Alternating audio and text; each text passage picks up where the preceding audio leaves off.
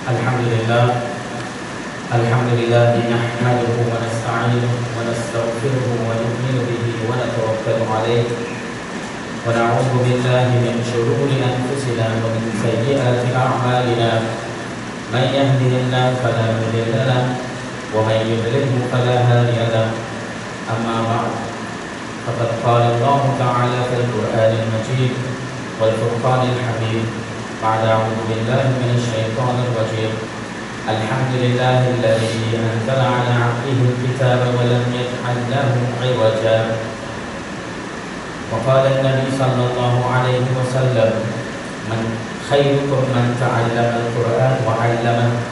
Wa qala an-nabi sallallahu alaihi wasallam, man salaka tariqan yaltamisu fihi 'ilman sahhalallahu lahu bihi tariqan ila al-jannah. Atau kama qala alaihi salatu wassalam. Alhamdulillah, all praise is for Allah subhanahu wa ta'ala.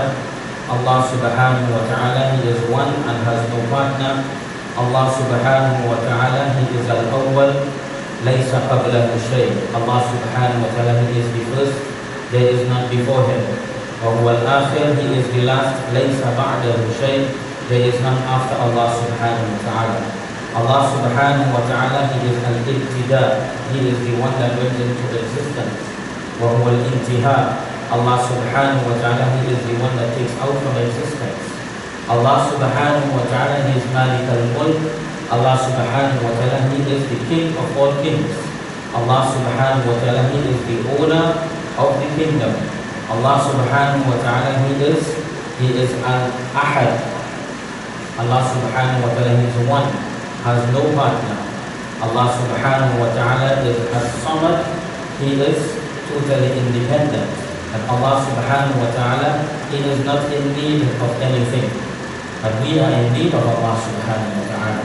Allah subhanahu wa ta'ala, He is lam yakul lahu kufuwan ahad.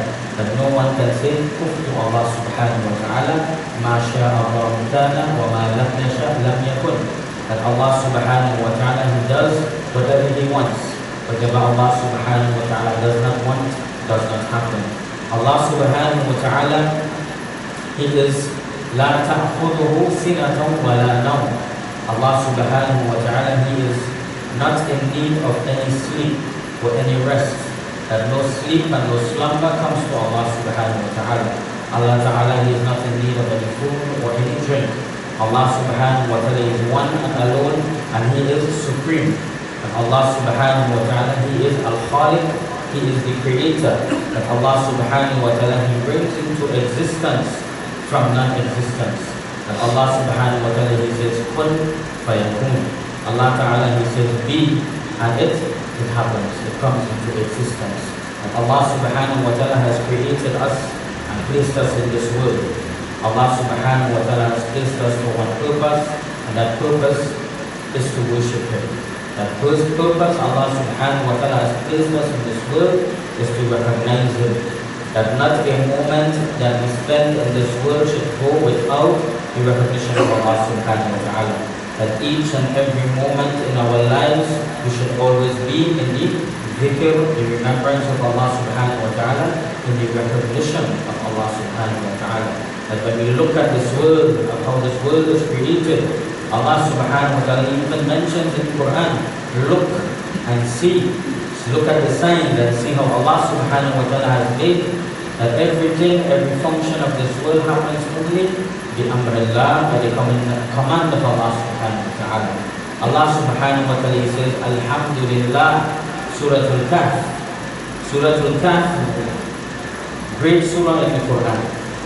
Allah subhanahu wa ta'ala, He has revealed the surah to Nabi sallallahu alayhi wa sallam. Now this is one of the surahs that came to Nabi sallallahu alayhi wa sallam in its entirety. The entire surah was revealed to Nabi sallallahu alayhi wa sallam in one time. As well, the rest of the surahs in the Quran, they were revealed to Nabi sallallahu alayhi wa sallam in different incidents, different situations. Allah will reveal few ayats, few verses at one time. But this surah, Surah Al-Kahf, it is one of the surahs that was revealed in its entirety. Allah subhanahu wa ta'ala, He had sent this surah to Nabi sallallahu alayhi wa sallam. And Nabi sallallahu alayhi wa sallam, he says, who recites it, Allah subhanahu wa ta'ala, he gives him a special light. Gives him a special light, a special nur comes to that person, he who recites Surah Al-Kahf. Surah Al-Kahf, one who recites the first 10 verses of this Quran, of Surah Al-Kahf, he recites the first 10 verses, and then he recites the last 10 verses. Allah subhanahu wa ta'ala grants him a nur from his feet to his head. From his feet to his head, he is given a nur, a special light, an unseen light that is known by Allah subhanahu wa ta'ala. It is known in the unseen world. It is known in the unseen world. Allah subhanahu wa ta'ala gives him special protection for that person. And he who recites the entire surah from beginning to end, Allah ta'ala will give him a light as if he has from the earth to the skies. Allah will give him a light from the earth to the skies. It is mentioned in another narration that Nabi sallallahu alayhi wa sallam says to recite Surah Al-Kahf on the day of Jum'ah. On the day of Jum'ah, to recite Surah Al-Kahf, Allah ta'ala will protect him from the fitnas, from the corruptions. They will not afflict him until the next Jum'ah. He will remain in the protection of Allah subhanahu wa ta'ala. When we recite Surah Al-Kahf on the day of Jum'ah. The day of Jum'ah, it starts on the sunset of Thursday. Then the Jum'ah night comes. The night comes before daytime. So the Jum'ah night is actually Thursday night, and the Jum'ah ends at the sunset today. Today, Yawm al-Jum'ah, Allah subhanahu wa ta'ala commands, فَاسْعَوْا إِلَىٰ ذِكْرِ اللَّهِ. Allah Ta'ala, he says, hasten to the remembrance of Allah. That this is the day of Jum'ah, it is the best day of the week. Allah Ta'ala has valued this day. That in this day, Allah Ta'ala, he grants you supplication, he grants you accepted dua on this day of Jum'ah. That if this day goes past and you did not reap the benefits of this day, then you have lost. You have lost out on great benefit that will never come back. It will never come back. Allah Ta'ala, he says, this time, when the time goes, who gets it back? No one gets it back. When the time goes, it's gone. So make use of the time while you are there at that moment. Use that time. Remember Allah subhanahu wa ta'ala. Recite the words of Allah subhanahu wa ta'ala. Allah subhanahu wa ta'ala, he starts the surah, Alhamdulillah. Allah Ta'ala says, Alhamdulillah, all praises for Allah who had sent this glorious kitab. The Quran, he had sent us to his servant, Nabi Muhammad sallallahu alayhi wa sallam. At the time in Makkah, when Nabi sallallahu alayhi wa sallam, he started preaching Islam. Islam came to Makkah. The people in Makkah at the time, they were idol worshippers. Nabi sallallahu alayhi wa sallam, he was becoming very known. He was starting to rise up. And the people of Makkah, they disliked it because he preached about worshipping one Allah subhanahu wa ta'ala. When at the time of Mecca, there were over 365 gods, over 365 idols around the Kaaba. And the Quraysh, they didn't like that the Nabi sallallahu alayhi wa sallam, he is now preaching to the wonders of Allah. This was something new to them. It was something different. And they became angry with Nabi sallallahu alayhi wa sallam, and they tried to fight him and defeat him in many ways, until this moment when they sent two of their people. They sent them to the rabbis of Medina. They were trying to see how they can defeat Nabi sallallahu alayhi wa sallam, but any way they tried, they cannot defeat Nabi sallallahu alayhi wa sallam because Allah's help was with him. They sent two of their companions from the Quraysh. They sent them to the rabbis. The rabbis are the priests from the Jewish people. But they knew the Torah and they knew the Injil. They knew the Torah and they knew the Gospel. So he sent them, two of them, to find out what we can do, if it is mentioned about the coming of this prophet. So the rabbi, when these two companions, they asked the rabbi, what, is it mentioned in the Torah and in the Injil? Give us something that we can question this man, the Prophet sallallahu alaihi wasallam. And they said, you ask him these three questions. You ask him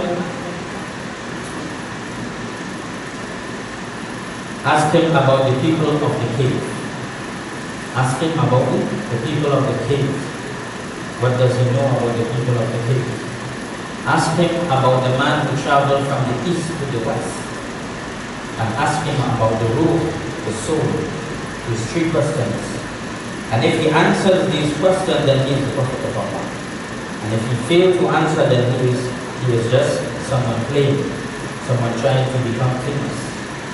So they came back to the Quraysh and they proposed that questions to the Nabi sallallahu alayhi wa sallam.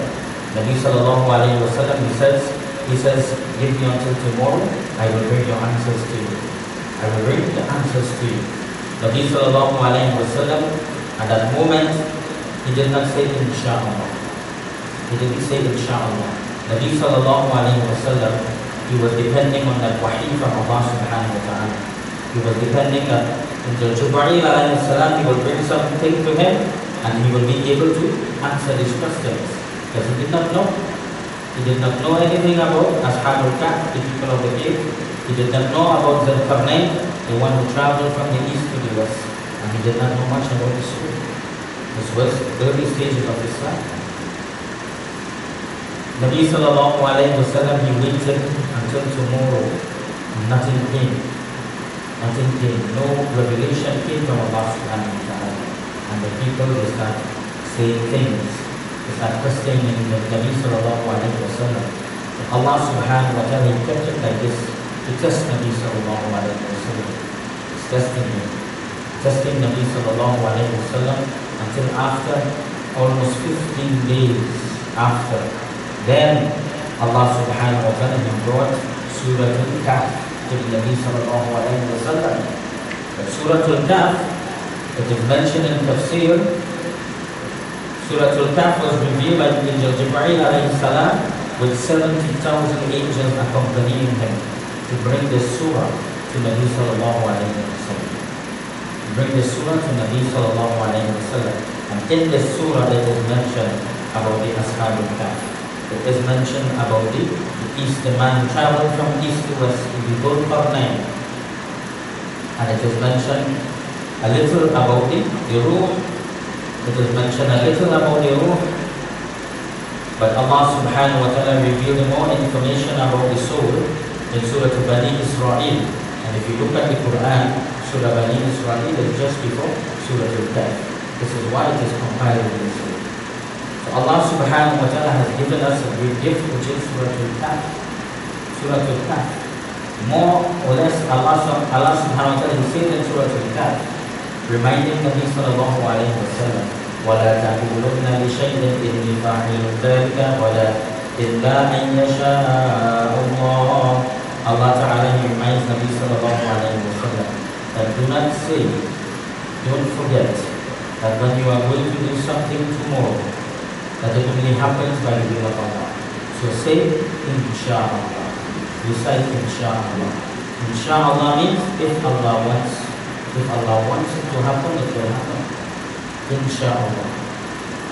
The surah, Allah subhanahu wa ta'ala says, أَمْ حَسِبْتَ أَنَّ أَصْحَابَ الْكَهْفِ وَالرَّقِيمِ كَانُوا مِنْ آيَاتِنَا عَجَبًا. He says, are you amazed about the story of the people of the cave? The story of the people of the cave.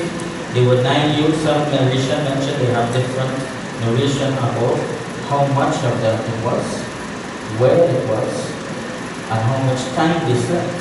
The people of the cave, they were fleeing from a tyrant ruler.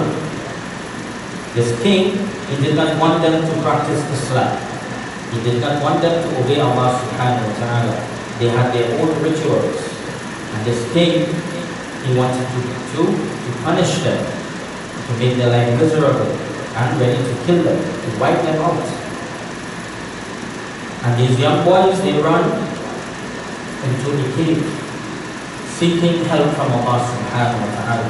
رَبَّنَا آتِنَا مِنْ لَدُنْكَ رَحْمَةً وَهَيِّئْ لَنَا مِنْ أَمْرِنَا رَشَدًا. رَبَّنَا آتِنَا مِنْ لَدُنْكَ رَحْمَةً. Oh Allah, send your mercy upon us and help us, guide us in our affairs. Save us from this tyrant leader. Save us from this tyrant king. And they went into this cave. Allah subhanahu wa ta'ala, He says, we have blocked their hearing, meaning He has covered their ears and caused them to sleep. Caused them to sleep. And in the Quran is mentioned they slept over 300 years. Over 300 years, or was that Tis'a in the Quran is mentioned. It is Allah subhanahu wa ta'ala, He did not give in details, so we do not look for details. We use what Allah has given us from the information. Allah subhanahu wa ta'ala says they stayed for 300 years in that cave. The Ashab al-Kahf. Is that possible?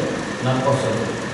If a person were to sleep for over a month or more, maybe just for 1 year, he will die. Without food and without drink, without any nutrients, without movement. If a person were to do like this, they will die. Allah subhanahu wa ta'ala has preserved them until after a few generations. ثُمَّ بَعَثْنَاهُمْ, then we raised them, we brought them back up, we awake them. And one of them said, let me go to the town and get something for us to eat. Because they felt that they had slept for maybe 10 minutes. At 300 years of sleep, it felt to them as if they had slept for 10 minutes. But Allah subhanahu wa ta'ala, He is the controller of time. Allah controls time. Allah has given us time in this world to test us. But after this world, there is no time. That is very difficult to comprehend. Imagine living without time. No past, no present, no future. This is how the Akhirah will be. Life out of this world is no time. Allah is the creator of time. And Allah subhanahu wa ta'ala shows us this with Ashab al-Kahf. Shows us this great miracle with Ashab al-Kahf. How they slept for 300 years. And when they went into the town with their coin, when they used that coin to buy something to eat, then they saw this coin was a few hundred years ago. We don't use this coin no more. And then they realized and understood that if after a few generations, then they have awoke. They have awoke. Allah subhanahu wa ta'ala, He preserved them and He saved them from that time when king at that time. And then they came into another generation. They awoke. And Allah Ta'ala, He granted savior from this evil king. Meaning Allah Ta'ala accepted their dua. And Allah Subhanahu wa Ta'ala has brought this in the Quran to show His greatness, to show His miracles. But Allah Ta'ala, He says, Am hasibta anna ashabi? Do you think that the signs of the Ashab al-Kahf is astonishing? Allah Ta'ala, He says in the tafsir of the surah, the Mufassirun, those who explain the Quran, they will say Allah Ta'ala has given you the Kitab, the book of Allah, which is more astonishing than this story of the Quran. He has given you the entire Quran, where by this Quran, Allah can even give you more miracles if you become close to this book. The story of Sulaiman alayhi salatu wassalam. Story of Sulaiman alayhi salatu wassalam. When Sulaiman alayhi salatu wassalam, he said, who can bring the throne for me from Yemen to Jerusalem? Who can bring that throne for me the fastest? Before her army reached, when he speak about the queen of Yemen, he invited her to come to his place in Jerusalem. And he said, Sulaiman alayhi salam, he was a king of all creation. He could understand the language of all animals and insects. And Sulaiman alayhi salam, and even the jinn, Allah has given him this power and this control. He could have controlled the wind. And Allah subhanahu wa ta'ala has given such a kingdom that no other will have a kingdom like him. Sulaiman alayhi salam, he says, who can bring the throne the fastest? Who can bring it for me? And then they says, the Ifrit from the jinn, they said, I can bring it to you in the blink of an eye. In the blink of an eye, I can bring that throne for you from her. to hear. And then Sulaiman alayhi salatu wassalam, another man comes from the Ahlul Kitab. He says, I can even bring it to you faster than a blink of an eye. The power that he had was miracles that Allah subhanahu wa ta'ala has blessed him with, because he was a man of the Ahlul Kitab, of the book of Allah subhanahu wa ta'ala. He was able to bring the throne from Yemen to Jerusalem at the time of Sulaiman alayhi salatu wassalam. So even Allah subhanahu wa ta'ala is mentioning to you that you become versed in His words. Become versed in His words. Study the words of Allah subhanahu wa ta'ala. خَيْرُكُمْ مَنْ تَعَلَّمَ الْقُرْآنَ وَعَلَّمَهُ. Be the best of people in the face of the earth, the ones who learn the Quran and teach it. These are the words of Allah subhanahu wa ta'ala, the creator of the heavens and the earth. Allah subhanahu wa ta'ala created the mu'minun, and He created even the enemies of the mu'minun. He created everything. Allah subhanahu wa ta'ala created both good and both evil in this world. But solution to the problems, of all the problems of this earth, is there in the Quran. Allah has given us.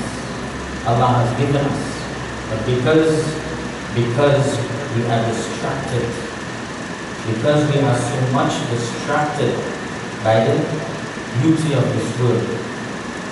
By the beauty of this world, we have become so much distracted. We put our effort and our times and our strength on things that is only for this world. It's only for this world, and it will remain in this world. What are we using our effort and our time for? Use it for the worship of Allah subhanahu wa ta'ala. Use it for the worship of Allah subhanahu wa ta'ala. Allah ta'ala says, I have created this earth. Inna ja'alna ma'ala al-ardi zina. I have created this earth and I have adorned it with beautiful things. I have adorned it with beautiful things to test you, to see which of you will do good deeds, which of you will leave it and come to me. Allah Ta'ala is testing you. Which of you will be able to turn away from it and turn to Allah? Do not become distracted by the adornment of this world. As Allah Ta'ala says, and I will destroy all these adornments. Sa'idan Jurza, it will become a barren land again, just like before. Allah Ta'ala says, from nothing into something, and then nothing again, goes back to dust, goes back to nothing. Each and every generation come, there is their adornment, their test from Allah subhanahu wa ta'ala, their test. At the time of the Fir'aun, there was gold and they were building, he thought that it was the king of all. But in our times it's different.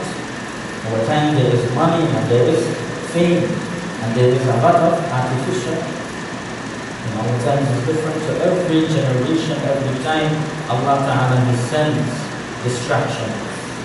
He sends distractions to test you. Every generation. In our time, Allah subhanahu wa ta'ala has given us, we have technology, we have the phone, we can travel distances in fast time. Very short period of time we reach far distances. Nabi sallallahu alayhi wa sallam says, time will come when the world will become like that.